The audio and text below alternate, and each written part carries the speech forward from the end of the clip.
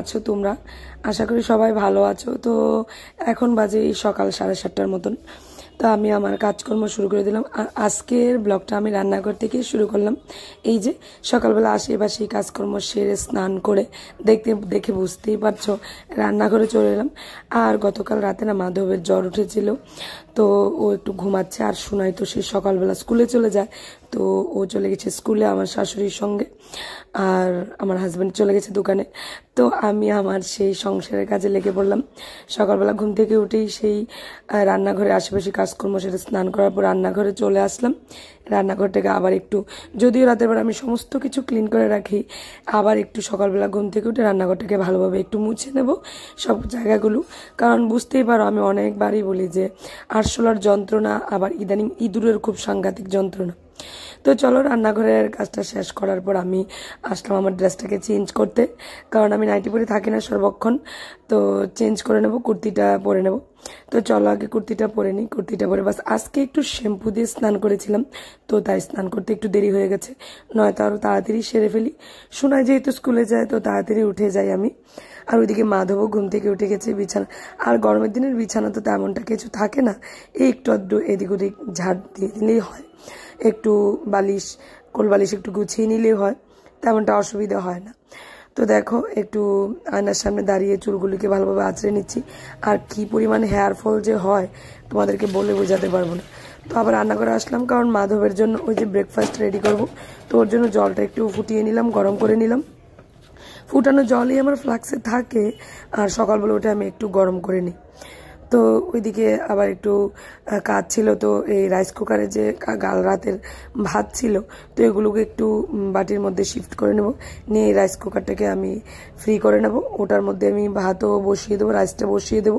তো ওটাকে একটু ভিজিয়ে রেখে দেবো, যাতে এসে মেজে নেব যখন, তাহলে যাতে অসুবিধা না হয় আমার। আর রাইস কুকারটাকে ফ্রি করে বসাবো এমন সময় কারেন্ট চলে গেছিল, তো ভাবলাম হাঁড়িতেই ভাত বসাবো। তো এই জন্য আমি আবার সেই হাঁড়িতেই জল দিয়ে বাস গ্যাস জ্বালিয়ে দিলাম। এদিকে হোক ভাবলাম, তোমরা দেখে বুঝতেই পারছো আমি গ্যাস ওভেন জ্বালাচ্ছি। কিছুক্ষণ বাদে যদিও আবার কারেন্ট চলে এসছিল। তো চলো চাটা কমপ্লিট করে নিই, রেডি করে নিচ্ছি। একটু আদা দিয়ে নিলাম, ভালোভাবে চাটাকে ফুটিয়ে বাস ছেঁকে নেব। তো আমি আজকে আমার ব্যাড কাভারটা চেঞ্জ করার প্ল্যান ছিল, তো ব্যাড কাভারটাকে একটু চেঞ্জ করে নেব। আর সঙ্গে সঙ্গে সেই মাধব। আর আজকে রান্নাবান্নার জানো তো তেমনটা কোনো ভেজাল নেই, কারণ গত রাতে চিকেন আনা হয়েছিল, তো সেই চিকেনটাই আছে এখনও। গত রাতে বেশি খাওয়া হয়নি, তো মোটামুটি 90% চিকেনই রয়ে গেছে। তো এটাকে একটু ভালোভাবে আবার জাল দিয়ে নেব, আর ডাল করে নেব, বাস মুগ ডাল করে নেব একটু টমেটো দিয়ে। আর দেখি আমার শাশুড়ি মা কি খায়। উনি আজকে বলছেন যে চিকেন খাবেন না, যদিও চিকেন খায় কিন্তু আজকে ওনার ইচ্ছে করছে না খাওয়ার। তো ভাবলাম ঠিক আছে, তো ওনার জন্য কিছু একটা করে নেবো। তো আমাদের সবার তো হয়েই যাবে, তো মাধবের খেতে একটু অসুবিধা হবে, চিকেনটা না প্রচণ্ড ঝাল হয়ে গিয়েছিল। তো চালটাকে আমি মেপে নিচ্ছি, মেপে বাস ধুয়ে রেখে দেবো, ধুয়ে রেডি করে নেব। তো ইতিমধ্যে আবার আমার সেই কারেন্টও চলে এসেছিল, তো আমি হাঁড়ি থেকে আবার সেই রাইস কুকারে শিফট করে নিয়েছিলাম। কারণ দেখো গ্যাস নষ্ট করে তো লাভ নেই, তো রাইস কুকারে যদি করা যায় তাহলে তো কোনো অসুবিধে নেই। আর রাইস কুকারে বসিয়ে দিয়ে সর্বস্ব কাজ করে আসা যায়। এই যে ফ্যান ঝরানোর ঝামেলা, একটু পরপর নাড়া দেওয়ার ঝামেলা, এটা কিছুই থাকে না। তো রাইসটা রান্না করতেও বেশ সুবিধেই হয়, এর জন্য আমি রাইস কুকারে প্রেফার করি। আর আমি রাতের বেলাও রাইস রান্না করি, আবার দিনের বেলা যখন তখনই রান্না করি, তো তেমনটা অসুবিধা হয় না আমার। এজন্য তো দেখো এদিকে চালটাকে ধুয়ে বাস রেখে দেবো। দেখে বুঝতেই পারছো ওই যে আবার রাইস কুকারটা বসিয়ে দিয়েছি। ওই দিক দিয়ে আমার হাজব্যান্ড আমাকে ডাকছিল, তো ওখানে যাব আবার ওর কাছে, ওকে ব্রেকফাস্ট দেওয়ার জন্য। কারণ আমি যখন ঘুমিয়ে থাকি তখন ও ঘুম থেকে উঠে চলে যায় দোকানে, তো আমি ঘুম থেকে উঠে আশেপাশে কাজকর্ম সেরে স্নান দান করে সেই পুজো দিয়ে তারপর এসে মাধবকে রেডি করে খাইয়ে তারপর ওকে টিফিনটা দিই, তো অনেকটা লেট হয়ে যায় না। তো এই জন্য আজকে একটু দেরি হয়ে গেছিলো বলছিল। তো দেখি প্রভুকে যা ভোগ লাগিয়েছিলাম প্রসাদম হয়ে গেছে, ওটাই ওকে দিয়ে দেবো।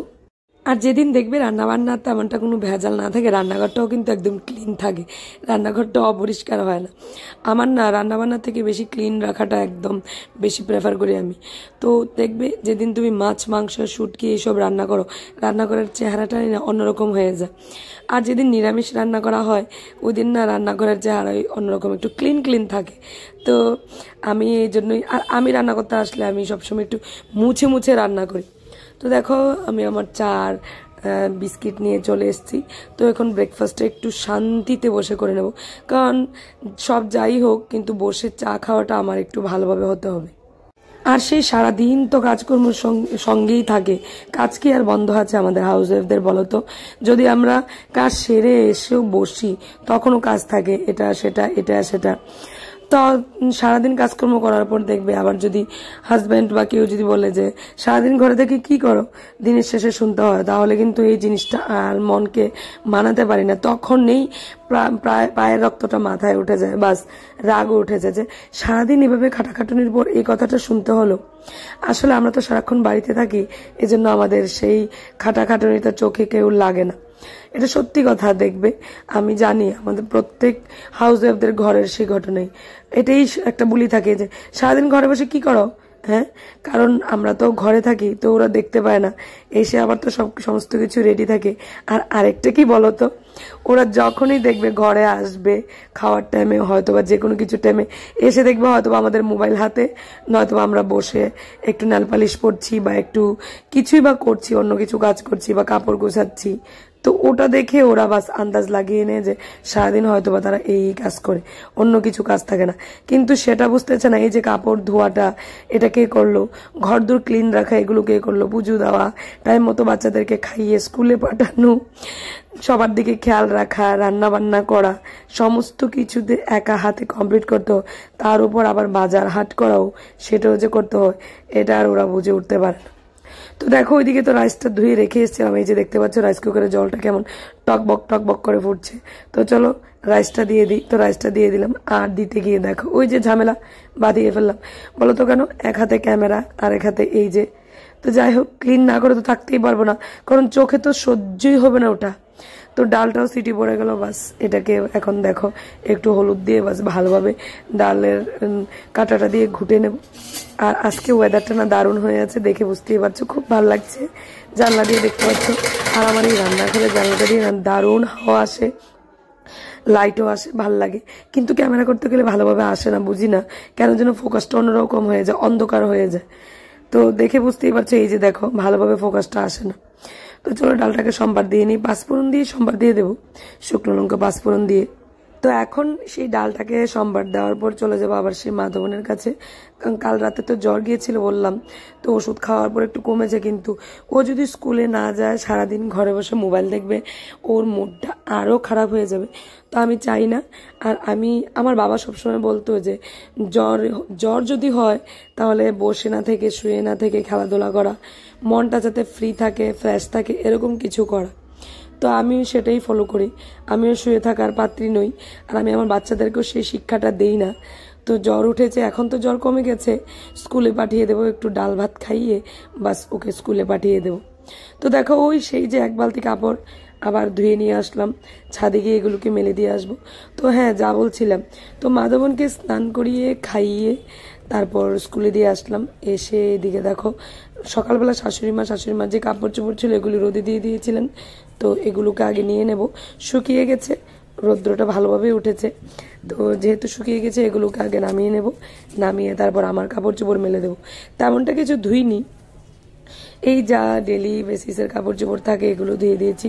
বড় বড় 2-3টে ব্যাট কাভার আছে, একটা কাঁথা আছে, এগুলো ধুইনি, ধোবো 2-3 দিন যাক তারপর। তো আমি এগুলো রেখে দিয়েছি। আমি একটা ছাদের উপর আমার একটা গামলার মধ্যে আমার এই যে সিঁড়ির রুমটা আছে এটার মধ্যে রেখে দিয়েছি। তো ওনার কাপড় চোপড়গুলো আগে নামিয়ে নিই। আর এই কয়েকদিনের বৃষ্টিতে আমার গাছগুলি খুব সুন্দর প্রাণ পেয়েছে, একদম গ্রিন কালার হয়ে গেছে, দেখে বুঝতেই পারছো। তো ভাবলাম তোমাদেরকে দেখিয়ে দিই, আমার গাছের পাতার আড়াল দিয়ে তোমরা আমাকে দেখতে পাচ্ছ, দেখে খুব সুন্দর লাগছে। তো তোমাদেরকে না শেয়ার করে পারলাম না, সেটাই তোমাদের সাথে শেয়ার করছি। দেখো খুব সুন্দর লাগছে দেখতে। তো এগুলো নিয়ে নিলাম, এখন আমার কাপড় চোপড়গুলো মেলে দেবো।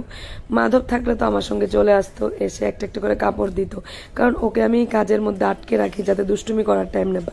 আর ওয়েদার দেখো, আকাশটা কি সুন্দর ঝলমলে দেখতে পাচ্ছ, দারুণ লাগছে।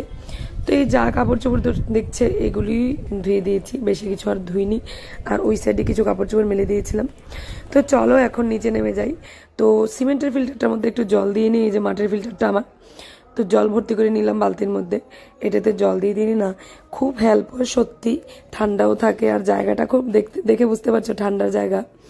আর অনেক সময় কারেন্ট না থাকলে আমাদের কোনো প্রবলেম হয় না, এখান থেকে আমরা জল নিয়ে খেয়ে নিই।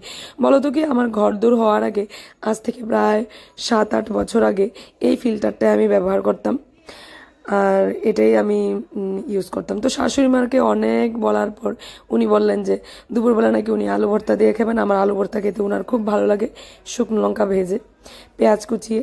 তো দেখো ওনার জন্য আলু ভর্তাটা করে নিলাম। তো চলো হাজব্যান্ডের রুমে গেলাম, এই যে বেডশিটটা তুলে নেবো আজকে আবার।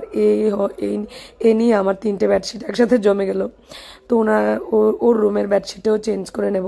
কয়েকদিন পর পর আমি বেডশিটগুলি চেঞ্জ করি, বাচ্চা কাচ্চার ঘর, হাজব্যান্ডও ধরে নাও এক প্রকার বাচ্চা কাচ্চাই আমাদের, কারণ ও ময়লা করতে জিনিসপত্র ছাড়ে না কোনো প্রকার।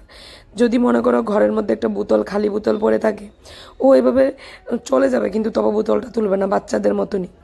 তো আর কি বলবো, আমি মনে করি যে আমার আমার মনে হয় সবার ঘরে একই সেই নাটক চলে, সেই একই আলাপ আলোচনা থাকবে আমার ঘরের মতন। তো বেডশিটটা চেঞ্জ করাবো, বালিশের কাভারগুলোও চেঞ্জ করে নিচ্ছি। কাজগুলি খুব তাড়াতাড়ি করে নিচ্ছি, যেহেতু রান্নাবান্না নিয়ে তাড়াতাড়ি করে একটু ফ্রেশ হয়ে নেব, একটু বসবো, বসে একটু ব্লগের কাজ করব, এডিটিংয়ের কাজ করব। যাক বাবা, মাধব আসার আগে আগে যদি সেরে নিতে পারি তাহলে তো বেশ ভালোই হলো। দেখি যদি পারে কিছুটা সামলে নেব। আর ও চলে আসলে তো করতে একটু অসুবিধে হয়। আর আজকে না প্রচণ্ড পরিমাণে বাইরে হাওয়া দিচ্ছিল, এত ভাল লাগছিল, বিলিভ মি, খুব ভাল লাগছিল।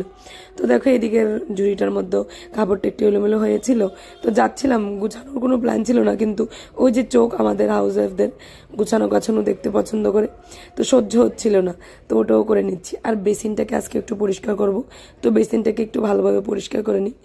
আর বাইরের হাওয়াটাও গায়ে লাগছিল, বেশ দারুণ লাগছিল।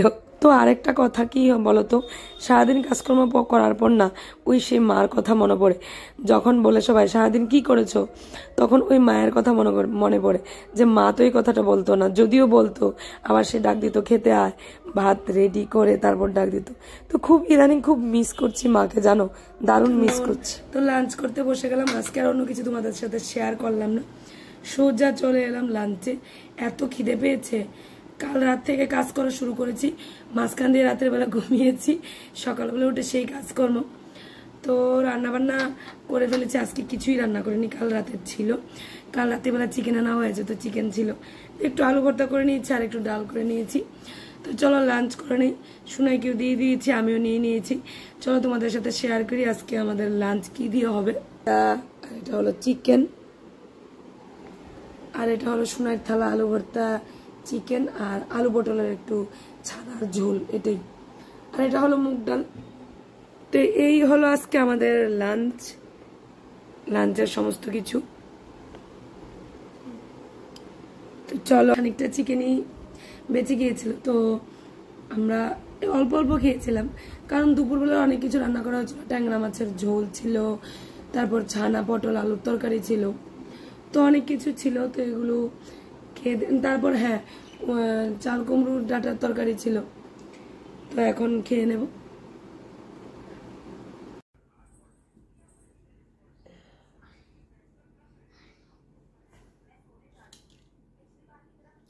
সো গাইজ, দুপুরবেলার খাদ্য শেষ, দুপুরবেলার লাঞ্চ শেষ হয়ে গেছে।